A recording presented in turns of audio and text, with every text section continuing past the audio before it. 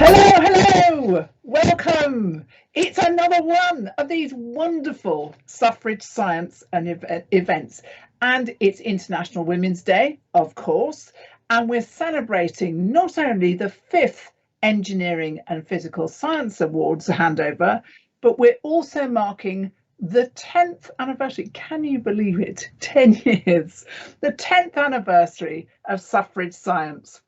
And over the last 10 years, 148 incredible scientists, communicators, STEM advocates, sciences, maths, computing, engineering, physical sciences have joined the global community that is suffrage science. And after tonight, a further 12 will join that wonderful community.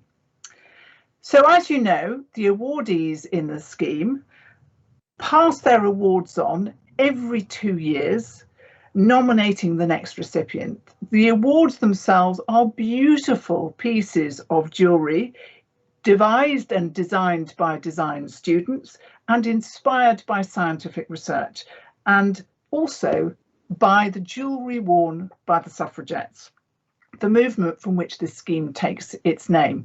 And I have to tell you that it is very, very hard to hand over those pieces of jewellery because they are exquisite. It's not just something you keep in a box, it's something you really want to wear. Do you know, I feel extraordinary to be 10 years on, because when Mandy Fisher and I sat down in a little cafe in Dartmouth Park and came up with this wheeze, we had no idea not only that it would last 10 years, but that this community would be so global in its nature and be so embraced by all the people who've taken part in it. It's been very, very heartwarming. So tonight, we're going to look towards the next 10 years of women changing science by welcoming 12 more inspirational role models into the suffrage science community, and hearing from a terrific panel and a keynote speaker on their thoughts, hopes and challenges for the decades ahead. A few notes on our event portal. Some of you may have explored that already. On the homepage, you can hopefully see the live feed. And to make this fit the full screen, you just click the expand button in the right-hand corner. We have the chat feed on the right of the live feed.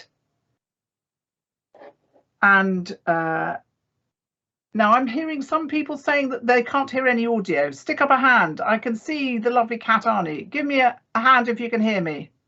She can hear me, right? I seem to be frozen. Unfortunately, not in time.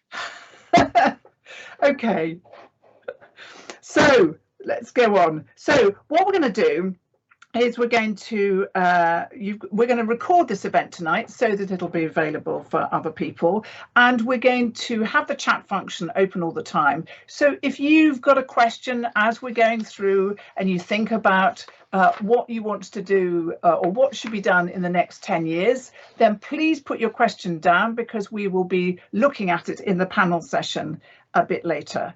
So with that, can I introduce a video premiere for engineering and physical sciences?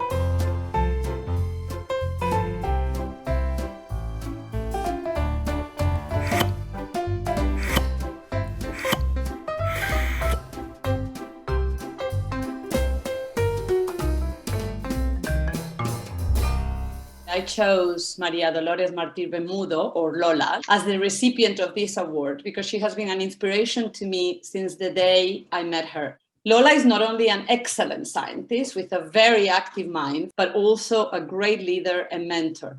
And it is never dull when you are with her, whether teaching in Africa or discussing our next lab collaboration. Congratulations, Lola. I think that this award is especially nice because I think that we need to reinforce the presence of women in science, especially because science needs as many minds as possible. And aside from the fact that women make half of the workforce in the world, women bring different and valuable perspective, talent, and creativity.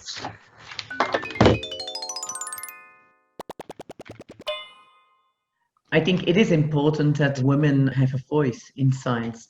When I take Ina's example, and I think that is the best example we can have, that is to lift up science to a level where research topics address the needs for the well-being of families. That is something where women can make a difference. Our passion is behavior. She is studying behavior of dogs and I behavior of children with autism. And knowing that dogs can be assistants for children with autism, I think it's a very nice connection that we have both this kind of passion. When it comes to the aspects of food that are to do with health and diets and behavior, you find a lot of women. When it comes to the more traditional physical sciences, it is still more dominated by men. Would you agree? Yeah, I think you described it quite well. The disciplines themselves are quite unequal in a way. I think it's important now, looking forward and trying to influence and change the food system, that we get especially more men into the social science bits of the food systems also, and vice versa.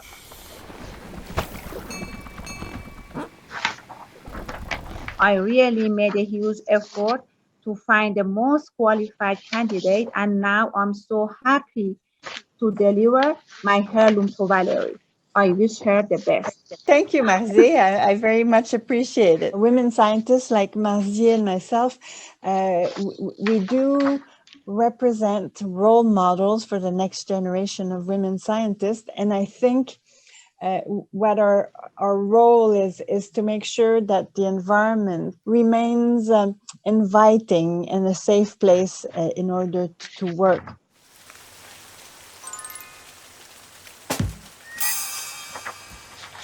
My hope would be that in the future we have no need for such awards, because it's taken as a given that, as I said, a scientist is a scientist. I strongly believe that it's very important that scientists represent the communities that are funding their research, because if scientists don't look like the population are less likely to trust us and believe us, and we need to build that trust.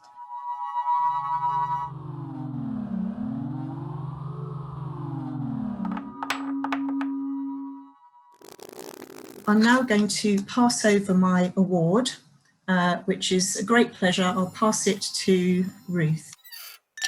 And so Ruth. Thank you very much. Thank you. Perhaps you could give us a few thoughts on how you think women are changing science.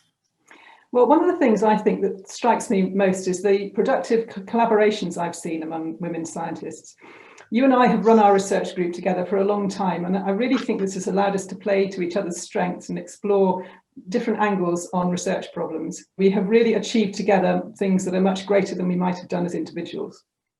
I saw how much you make sure that poorer students get to university, stay at university, get their degrees, and become the next generation of scientists. And that is not just an amazing thing to do for itself, for those people, but for the scientific community, because we need those people in it. So that's why I nominated you, Mary. This has given me the confidence to do more than I was doing and what I plan to do. It is not only meant for a certain class or race of women scientists, but regardless of your background or your nationality, you can win such an award. And that is amazing.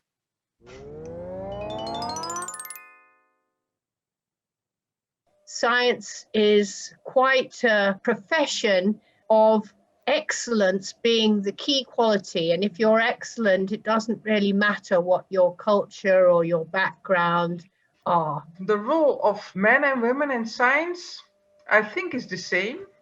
So we all have to elucidate what's not known, and we have to build knowledge to help society to improve. It is known, though, that a combination of different expertise and different approaches are really helpful to do that, will make it better. And I strongly believe that women very often have a different approach.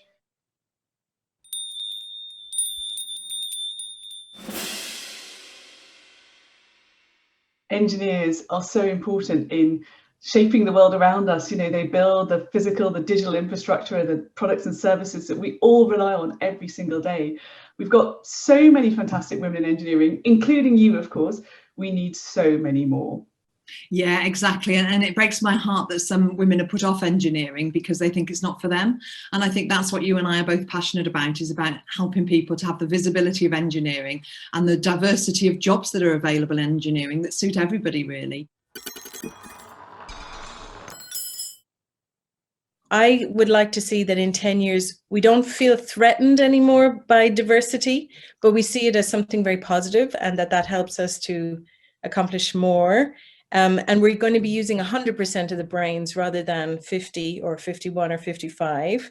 And I think how it affects science is it brings more people into it. So the more we are working on science, the more we can achieve and address issues like sustainability, healthcare, like the vaccines also now, etc.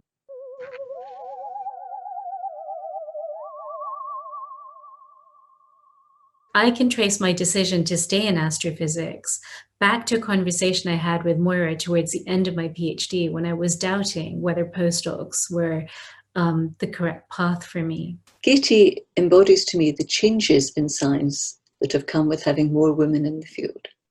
It's a much more fun environment to work in than it used to be. And as I look ahead to the future, I hope that she'll be followed by many more women who will broaden our perspective on science.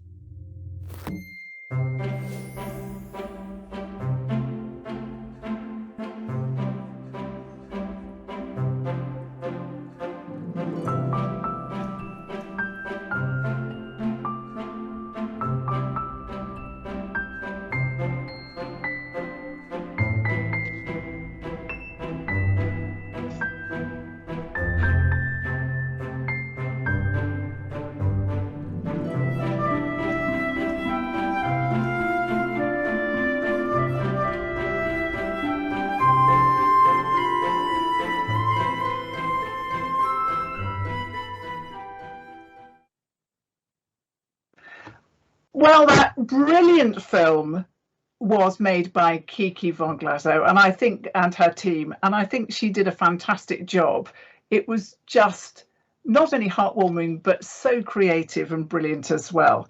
And first of all, congratulations to all the winners. I have got one more to add, and this is in addition to those who are in the video, and Dr. Samaya Nisanka, who's nominated by Professor Amina Helmi, received her Suffrage Science Award. And Dr. Nisanki said, "I'm extremely honoured to accept the Suffrage Science Award. I hope that I'll be able to use this honour and the award to inspire and to support current and future generations of women entering astronomy and physics." So congratulations to you, Samaya. So we have a wonderful, wonderful panel, and I want to collect their comments on some of the winners tonight. And I just want to introduce you to the panel. First of all, we have Professor Dame Jocelyn Burnell. Jocelyn inadvertently discovered pulsars as a graduate student in radio astronomy in Cambridge, opening up a whole new branch of astrophysics. And I always thought that being a pulsar, which is a compact star that emits these sort of brilliant flashes, is actually a very good description of Jocelyn herself. She's been such an an amazing person within science. She's put so much into the Women in Science agenda. She was the first female president of the Institute of Physics for the UK and Ireland, visiting academic in Oxford, and she's the Chancellor of the University of Dundee. And she's going to be giving us a keynote in a little while, talking about what she hopes to use her donation for that she got from the Special Breakthrough Prize in 2018, how she's going to use that to help achieve things for women in the next 10 years. Can I also introduce my good friend, Dr. Kat Arney.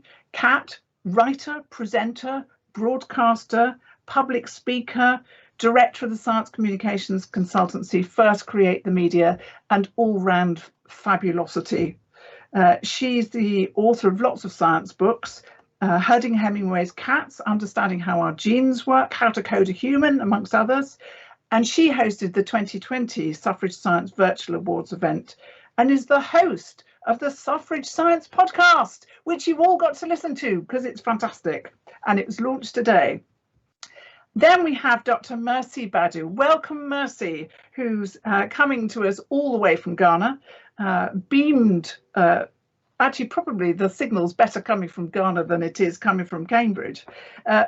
Mercy is a senior lecturer and group leader in organic and natural products chemistry at Kwame Nkrumah University of Science and Technology in Ghana.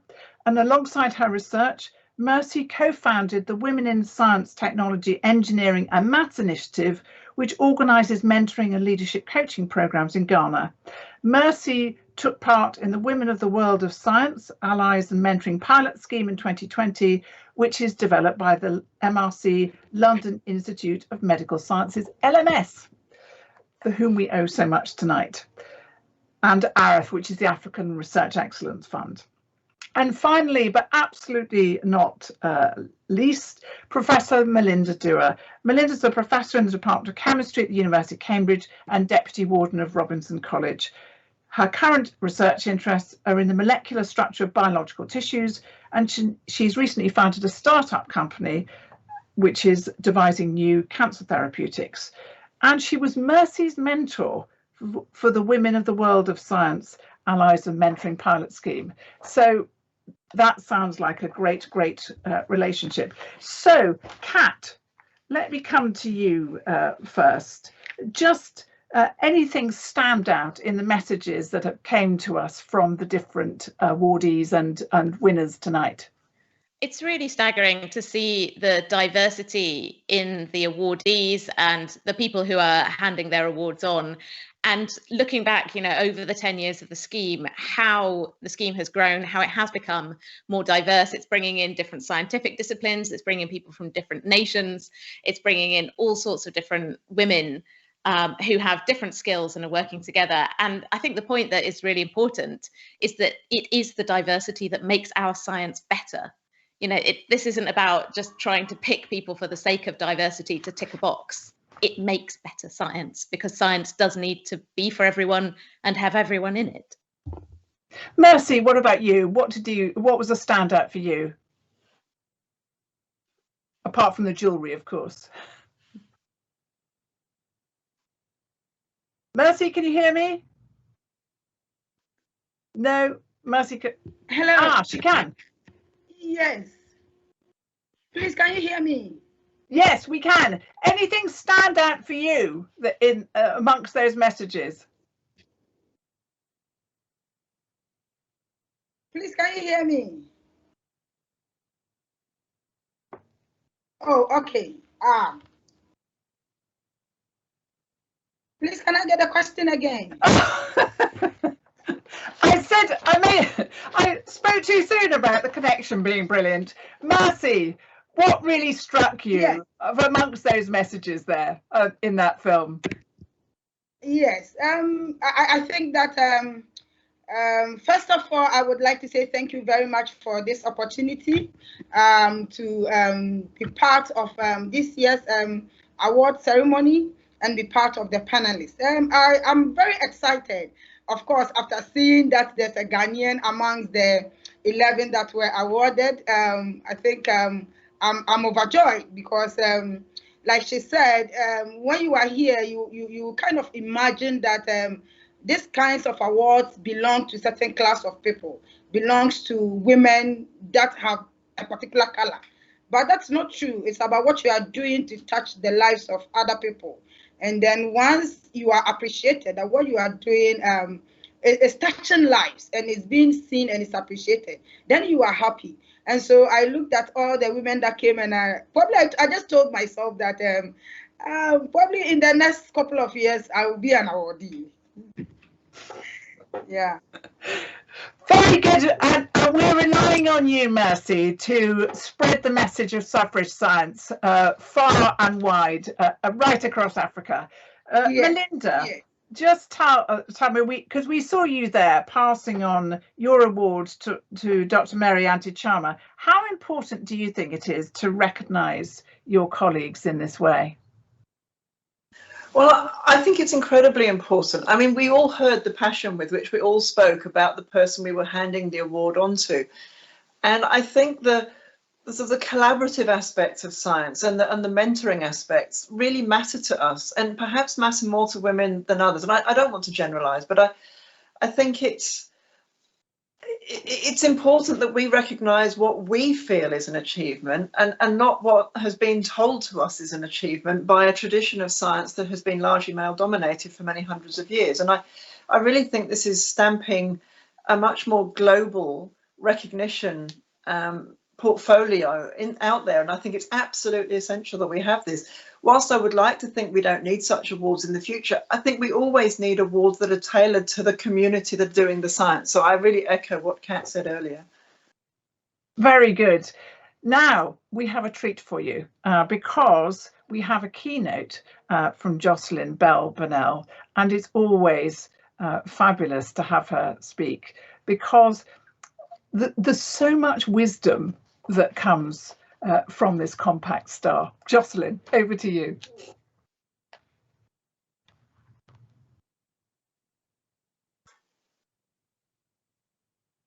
Jocelyn, I think you're on mute. Thank you, Vivienne. Can you hear me now? Yep, good. Thank you very much indeed. So I've been asked to talk about diversity in science. So this is a short presentation. I think I don't have control of the slide, so could I have the next slide, please? So I'm going to talk a little bit about girls and science, especially physics, with a UK emphasis. I'm going to talk about an Institute of Physics and Girl Guiding initiative, mention why diversity is important, talk about increasing diversity in physics, and ask, have we the right incentives in place? All within 10 minutes, folks. The next slide, please. So this is from a recent report about girls and boys and A-level science subjects. The dark orange bars show the number of girls taking a particular science, and the lighter orange, the boys. And biology is on the left, more girls, sure. Mathematics, quite a few more boys. Chemistry, pretty equal.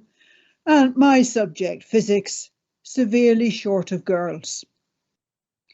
Overall, across the whole field, you get roughly the same number of boys and girls doing an A-level science. Thank you. And the next slide. An initiative that has really given me hope. It's still at the prototype testing stage, but it's an initiative between Girl Guiding and the Institute of Physics, the physicists' professional body. And it's a badge for Girl Guides and or Brownies. I am a physicist badge. And you can see the badge itself in the top left of this image. It's still being trialled. The latest figures I have date from the end of November, when 22,000 girls had done this badge. Surely that's going to make a difference to the number of girls doing A-level physics, I hope. And the next slide, please. And what they have to do is that they have to have some experience of using equipment or things that you can find in everyday life. They have to create something. They have to investigate, and they have to go and meet or visit a physicist or a science museum or something like that. And the next slide, please. And this is the word cloud of the girls' responses to this particular work, getting this badge. And clearly it's going down well. Admittedly, that's only the first 22,000, but it's looking good. It's encouraging. So if you know any guides or brownies near you, you might inquire if they've had the opportunity to do the I am a physicist badge. Thank you. And the next slide. Now, McKinsey, the business company, has done some very interesting research over a number of years, looking mainly at companies and commercial organizations. And they have discovered that companies that have the most diverse executive and board are more robust, more flexible, and more successful than companies that are less diverse. And surely the same thing must apply in science and science research. Diversity makes a group more successful. And the next slide, please. So when a few years ago I was told I had won a $3 million prize, I quickly felt I didn't want $3 million myself, and decided if I could persuade an organisation to help, that it should go into diversity in physics. I phoned the chief executive of the Institute of Physics, seen here on the right of the photograph, and told him I had $3 million and would he be interested in having it to increase diversity. And bless him, on the phone, without second thought, he said yes. So the Institute of Physics now is spending the interest on this money. It's about £2.25 million. And they're spending that interest on studentships, research studentships, for people who want to do graduate study in physics, but who come from areas that are lacking in physics. Women, people of colour, other ethnicities, people with unconventional backgrounds, refugees, in fact, any underrepresented group in physics. And there are quite a few of them because we are predominantly white males, even now. The first 4 studentships have been awarded. 2 of them have gone to women who came from other countries relatively recently and have done very good physics at undergraduate level. One of them is a woman who's recently had a baby, and it's to help her stay in the field. So it's already at a small level increasing diversity. I hope it will grow. I hope those students will be successful. They certainly are very lively, very talented, and are coping remarkably well with lockdown.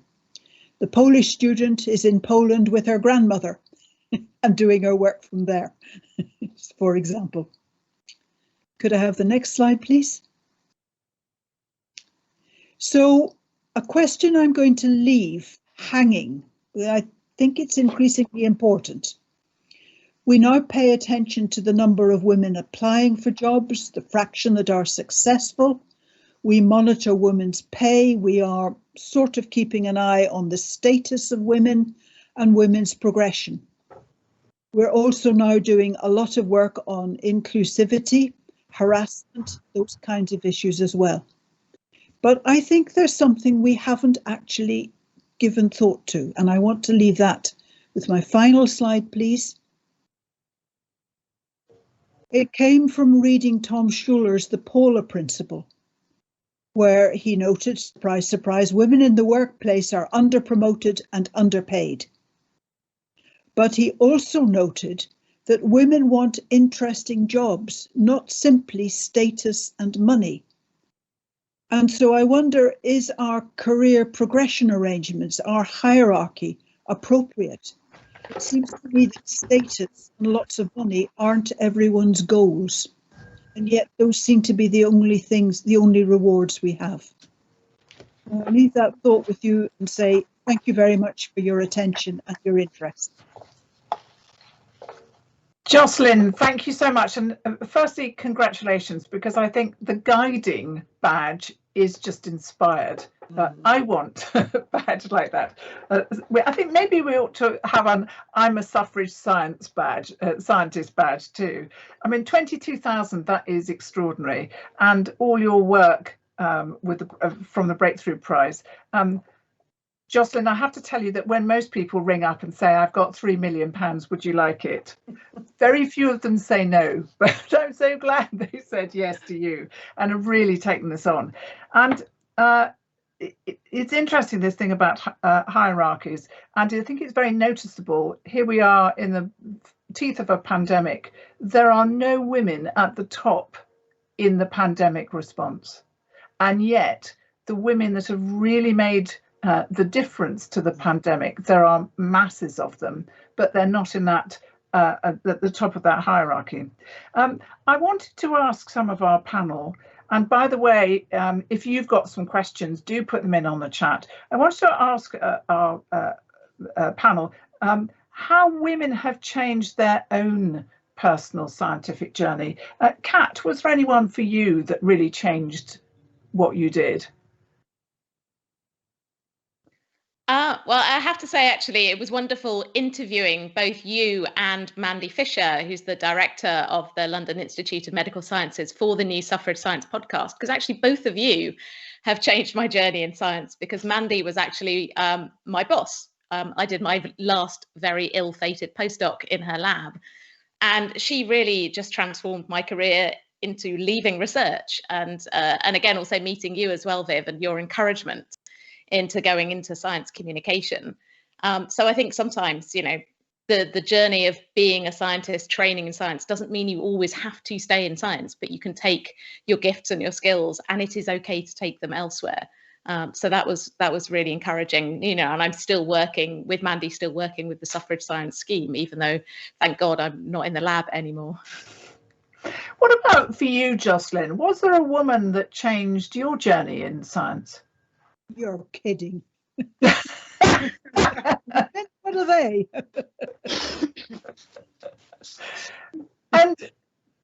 But it would have made, do you think it would have made a difference to you at the time? I mean, what did you really feel that you needed that perhaps only a woman mentor could have given you in those early days? I think there might have been a problem finding a suitable woman mentor. As an undergraduate, I was living in a women's hall of residence. And when my colleagues in that hall of residence heard that I was going to be the only female in the honours physics class, to a woman they said, "Oh, you'll be changing subject then, Jocelyn, won't you?" Not in your life, is what you said. You know, you have to be a bit careful who mentors you. Yeah, indeed. But Mercy, you've had Melinda to be your mentor, and how has that been for both of you? I mean, what impact has this relationship had on? Let me start with you, Mercy. What impact has it been for you? And then I'm going to ask Melinda the same question. Yes, so it's been a very interesting journey, even though I've known her for I think it's just about 12 months now. I remember when I saw the mentoring program, I got excited because not only was I looking for somebody to mentor me, but I thought that it was a very good platform that I could learn a few things, and then we could kind of replicate in Ghana, because the group that we have in Ghana, we look at the young ladies at the first cycle and second cycle schools. What we want to achieve is that we believe that we catch them young and then they will grow with it. So especially in the senior high schools, the science subjects, are they interested in it? Because from our part, a lot of people are told stories in the house that if you're a woman, you go into science, what are you going to use it for? You need to stay back home, marry, have children. Once you are doing all those things, it's difficult to pursue the science. And so why don't you pick other? Sometimes you wonder the other courses, whether they think it's cheap or, because it is not. I mean, to be successful, everything is very important. You have to be serious with it. So that was the very first thing I was looking at. And of course, I'm still in my early career. And so I was hoping to get somebody to help me understand the chemistry I am pursuing in my research, and then go up higher in my career. So the very first day we had a meeting. Of course, this program started in March, and we were deep in or probably we had just started the pandemic lockdown, the COVID-19 lockdown. So in principle, our meetings will either be via Skype or via Zoom. So the very first time we met, I was confused. I didn't know what to expect. I don't know, because I've read her profile and I'm like, gee, can I even answer the questions? Can I hear her speak? So I was really, then she asked me, so Mercy, what do you do in terms of your research? Then I told her that I'm a natural product chemist. My interest is to isolate compounds. So I extract the compounds, isolate, characterize these compounds. Then to my surprise, she asked me, so if you find the compounds, what do you do with it? I was quiet for a moment, because my understanding is that once I know the compounds that are present, it is basic scientific knowledge that I have added. And so, I mean, that's it. Then probably she felt it was difficult for me to answer what do you do with it after identifying the compounds. Then she came back and she said, but have you thought of the fact that the chemistry, the compounds that you find out can change livelihoods? I mean, what is the application? Have you then I said, okay. So, I mean, people identify these compounds, other people will branch into drug discovery, and then we started talking about COVID-19. So I can see, Melinda, that actually you've had a big impact on Mercy already. I mean, you know, there are many stories to be told here, I'm sure. But what's the impact been on you of mentoring Mercy? Well, let me tell you, Mercy didn't need any help in understanding her chemistry, as she implied there. But I really enjoyed thinking outside the box, and it made me realise it was a long time since I'd done that. And Mercy reintroduced me to that. And also, she gave me, and actually Mary Chummer did this too. Between them, they've given me lots of ideas about how we can widen participation. And I'm talking specifically from Cambridge, but widening participation in general to get people who wouldn't normally participate in higher education in any aspect, science or any other aspect, to come in and join us, because they're actually really successful at this in Ghana, and we're not. And so we're already sort of thinking through ideas that have come from both of them. I'm afraid on a more negative aspect, it made me realise just how far we have to go to level the playing field in both funding and publishing in science. And publishing is something I'm just going to mention here, because there is excellent science being done in Africa, all over the world, all the time. There is no confinement of intellect or scientific skills to any one part of the world. We can all agree on that. And yet, editors of journals routinely send away papers that are submitted to them from African scientists with, as far as I can tell, not even reading the title, and certainly not sending them out to review. And there can be no excuse for that. And that has to change. And I can't believe that in 2021, I'm still sitting here saying that. I mean, it just seems utterly ludicrous and completely illogical. So, but I knew that. But then talking to Mercy just made me realize what a huge uphill battle it is to not just do the science, which we all face, but then to get it published. I mean, I complain about papers that hit hard reviewers, but it's a completely other situation when you're in an African lab trying to get something published in a journal that will be read by the whole world. And that is just something we have to deal with, and we have to deal with it very quickly. Absolutely. Kat, I don't want to concentrate too much on barriers because I want to look ahead. But just tell me briefly, you've done a lot of interviews of the awardees. What were the main barriers identified by them?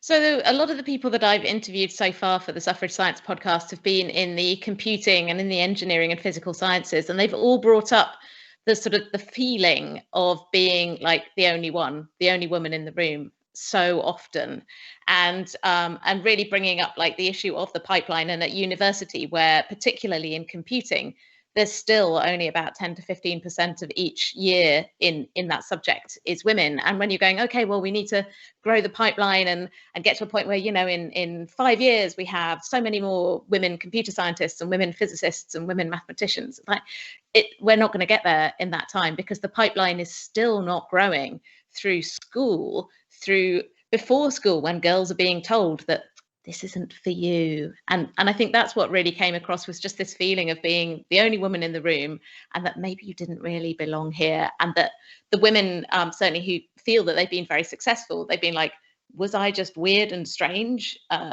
You know, because it is, we have this idea, I guess, as a society that, you know, mathematicians, engineers, computer scientists are men, and it's still pernicious, I think. And Jocelyn, I wanted to ask you, particularly with your girl guiding scheme, because it seems to me that one of the challenges and barriers, particularly for women entering physics and chemistry and engineering, is a fear of maths. Is that true?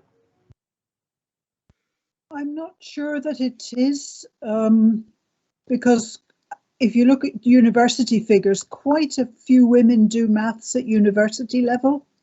It's physics and engineering that are more taboo than maths. Okay, there will be people who don't like maths. You know, we can't all be mathematicians, but I'm not sure that it's a particular bottleneck, to be honest. If I could just respond a little bit more to what Kat was saying, one thing that really annoys me is toy shops, pink and blue toy shops. That really should be banned. I mean, the conditioning that goes in to offering little girls pink princess passive toys and giving boys the toys, you know, construction, engineering, that need intelligence and are interesting and exciting and demanding. For heaven's sake, stop gendering our kids so very, very early. 100%. Absolutely. And I've got this fantastic image, Jocelyn, of you stamping around a toy shop, throwing the pink toys in the aisles. There is a website called Let Toys Be Toys.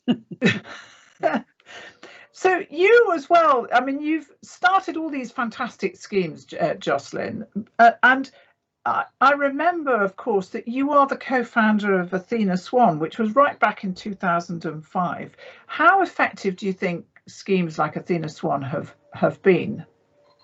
They're extremely effective if the funders require that applicants hold them. It's people who hold the money that actually drive this, and drive it quite fast, it has to be said. So the Athena Swan scheme started as being about women in science and engineering, spread to the arts and humanities, where the question sometimes is, where are the men? Then spread to Ireland, to Canada, to Australia, and it's coming in the USA, where it's wrapped in with all the other equality dimensions as well. So it's done a lot, I think. And in doing these kind of things, we are taking up those fantastic suffragette ideals of deeds, not words. And Melinda, I know that you've challenged your field of science, which is solid state NMR spectroscopy, through your experiments that you've done on bone. What more can we do to raise the profile of women like you, who are absolutely at the forefront of their fields? Oh, that's a really good question, and I wish I knew the answer. I mean, I visited local primary schools, and when you're talking to children aged 5 and 6, there seems to be no gender bias in their enthusiasm. I think we have to, and this has been said before, we have to get to children when they're much younger. I mean, Mercy mentioned this, and I think that's absolutely right. We have to be talking to children when they're 5, 6, 7 about science and making science fun for them. And I go back to what Jocelyn said again about toy shops. The rot starts there. And it's not just toy shops, it's the parents and relatives that buy those toys for them, and then it becomes the expectation from young children that that's what they should be. So I think we have to start really young, and I don't think people like me are necessarily going to, it's not going to appeal to a young child to say, oh, look, you can do this and you can do that and look at this amazing experiment. But when I went in and said, well, what does a scientist do? And they said all sorts of things. And I said, well, could a scientist make the world a better place? It was a little girl that actually said, yeah, maybe they can, because they make medicines and things. And I think that's what we have to get across. We have to get across the reason why a young woman would be interested in science. And I think it is making the world a better place. So somebody's saying on the chat here that yes, make the world, definitely make the world a better place, and clothes as well, not all pink, I think. I want to move to the hopes for the next 10 years, because here we are celebrating 10 years of suffrage science. What is it that we want to achieve in the next 10 years? I mean, what are your hopes for the next 10 years? Mercy, let's go to you on this. Just briefly, 3 things that you want to see happen in the next 10 years. And you're on mute, I think. Mercy, you're on mute. No, you're on mute. Yes, so thank you very much. Yes, in the next 10 years, I hope to see that we'll be here again, and we will be celebrating the achievements of women. I think this platform showcased a number of women who are successful. Young ones are going to look forward to achieving such heights. So in the next 10 years, we will come here and we are not looking at 50% or lower numbers. We have a large number of women who are influencing society, especially in our leaderships, in our various countries, and then we'll be happy that after giving awards for 20 years, we have women actually up there achieving a lot. Thank you. Jocelyn, there's an interesting question here, which also relates to the next 10 years and to your point that you were making about women really wanting different rewards. What changes in the reward structure would you like to see instead of money that you think might help women lead organizations? Yeah, that's a good question. Great question, whoever asked it. There are other rewards other than money. There are awards, prizes and things like that. And I think prize bodies could perhaps be more conscious of where they're allocating their awards. Are they gender blind, for instance? So there's that kind of issue. But we've not really fully engaged with family-friendly issues, and I would like to see organisations much more alert, for example, to the burdens that women have carried during coronavirus lockdowns and how that must have affected their careers. I expect we're going to have to make a lot of very special cases, and really it shouldn't be up to the women to make special cases. It should be much more integrated. I've heard that instead of it being called a recession after a pandemic, it should be called a she-session because it affects women so much. And certainly they've had the fuzzy end of the lollipop as far as homeschooling is concerned. I think there were a lot of cheers this morning as the kids went off to school. Kat, back in 2020 awards event, we looked at some of those key themes of the year. I mean, the Black Lives Matter movement, for instance. What lasting impact do you think that Black Lives Matter and also the pandemic will have for women. Do you think, for instance, that the pandemic, people really will have noticed how much women were affected and make allowances, or do you think it will just not change? So the thing that I really hope will be the outcome of this year is that like stuff will actually get done, because there's so many words. And, you know, we interviewed Helen Pankhurst for the new Suffrage Science podcast. She was amazing. Definitely listen to that. But, you know, she wrote a book called Deeds, Not Words. And my worry is that there's so many words expended on this. And like, oh, yes, you know, we must do this. We must do this. We must, you know, post on Twitter all about this and use the right hashtags, but not do anything. So people have got to start doing things. You know, men have to step aside and elevate women. Women, we have to step aside and elevate women of colour. We have to do stuff and not just pay lip service to it, because it feels like sometimes, you know, we'll move on to just getting het up about something else. It's like it has to actually change. Things have to start being different, and that is actions, not just words. Melinda, what would you like to see change in the next 10 years?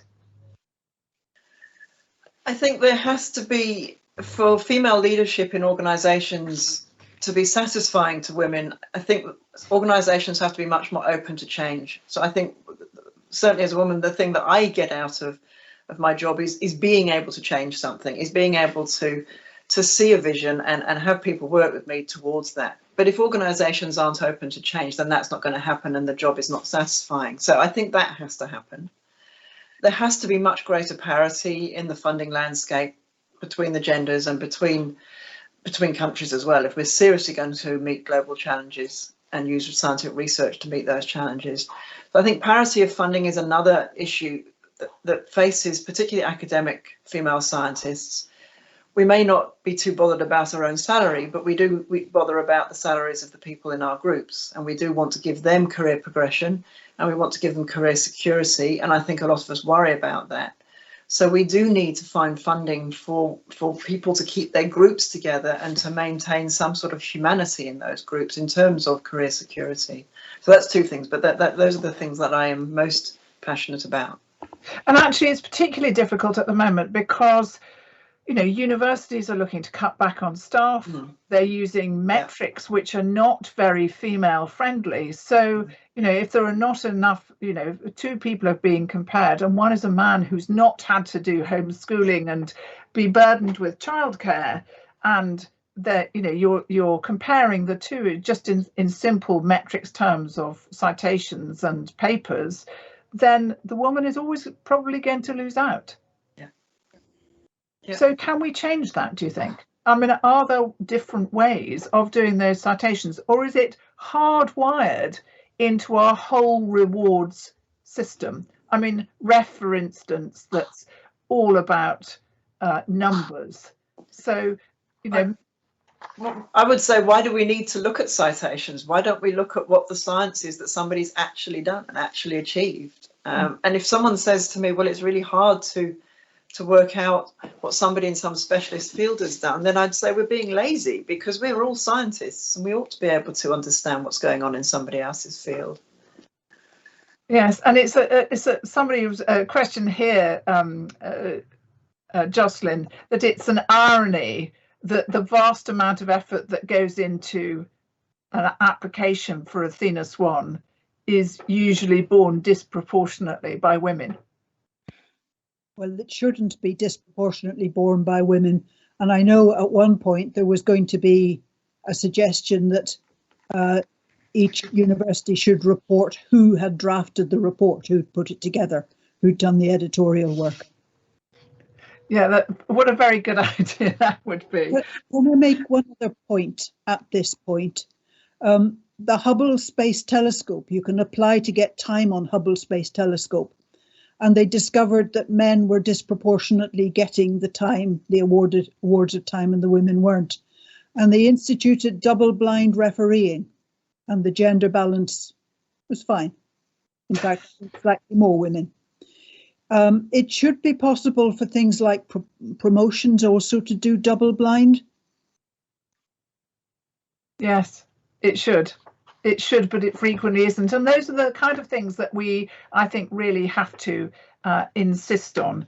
I want to ask you all, just briefly, is what do you think we'll be discussing at the 2031 Suffrage Science event, if it still exists? Just very briefly, Kat, what will we be discussing in 2031? So I had lots of things that I hope we're not discussing. I hope we're not discussing childcare or gender stereotypes. But actually, one thing is not what we're discussing, but how. So I think the pandemic has shown us that we can have Zoom events, online events that actually massively open up accessibility and the diversity of people being able to tune in to events like this. So I wonder what the 2031 Suffrage Science Awards will be like. Will they be some kind of Zoom hybrid, or will we all attend in virtual reality? So I think that's what I'd hope for, that there's a much wider range of people just even able to attend the event. Mercy, what will we be celebrating in 2031, apart from very successful African women scientists? Please, can you hear me? Yes. Yes, I think that in 2031, we will be discussing how the virtual space has helped improve our scientific career and dissemination of findings of our research. So what I have learned from this pandemic is the fact that you are able to share your ideas with a larger group of people, even in your house.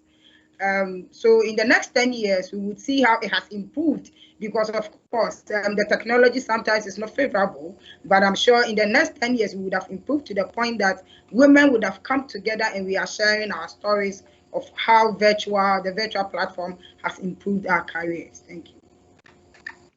Melinda. I'd like to think we're discussing a badge for Boy Scouts in physics, because of the lack of boys in physics. I can but dream. Jocelyn, what will we be celebrating in 2031? Looser definitions of gender, more flexible definitions of gender. Very good. Well, that's a good place to conclude Suffrage Science. And we're going to say congratulations to all the 2021 awardees, and of course all of those of you who are watching who've been previous Suffrage Science winners. Thank you very much to our keynote speaker, Jocelyn. Always so wise. Our panelists, Kat, Mercy, Melinda, Kat, Mercy, Melinda.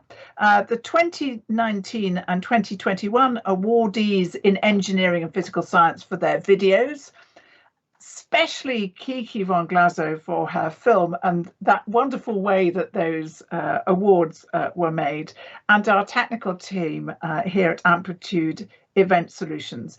Now, this is not quite the end, because we've arranged that there is going to be a post-event networking soiree, that's what I'm going to call it. And you can use the contact details on the attendee tab, so in the portal and via the feedback form. The portal is going to be active until next Monday. We aren't going to be drinking cocktails right until next Monday, but we will be around for a while, and you will have a recording of the event, which is going to be posted on the MRC LMS and Suffrage Science website. So you go to the portal and you go to the Zoom, so you have to come out of Teams and into Zoom. Am I right? Somebody tell me if I'm right about that. Yeah, they're going to tell me whether that's right. She's typing very fast. Katie Pallister and Jenna Stephen-Smith, who we also say a particular thank to, by the way, because I think they've organised this brilliantly. Oh, no, you just click on the networking tab and that's all you do, and then you can network, and you are allowed to quickly go, grab a cocktail, bring it back, and we'll see you all very soon. And thank you again for being with us. There have been over 200 of you, so fantastic. And what an event Suffrage Science always is. Bye for now, back with a drink shortly.